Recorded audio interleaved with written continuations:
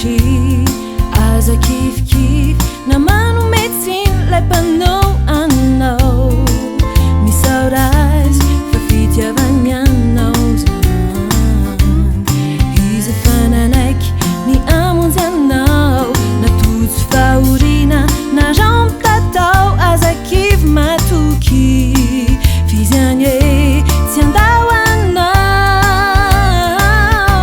Fa ny fitiavany tsy mba laiky na fonio anao, na dia ny ainy tsy nanenenany, fa nataony mba ho aisy ho anao. Matoky fizy rehefa ty anao dia tsy vadika na afo intsony, ny fahoriana salalovanao dia fitiavany.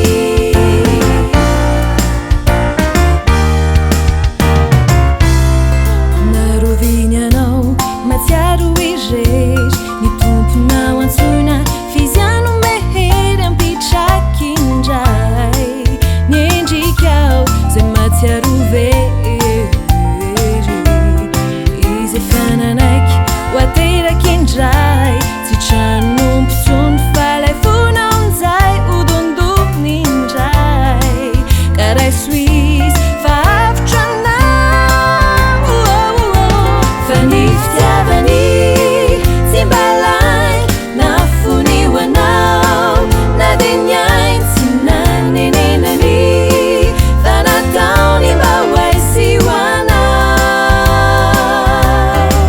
Matoky fizy rehefa ty anao dia tsy vadika na afo intsony, ny fahoriana salalovanao dia fitiavany.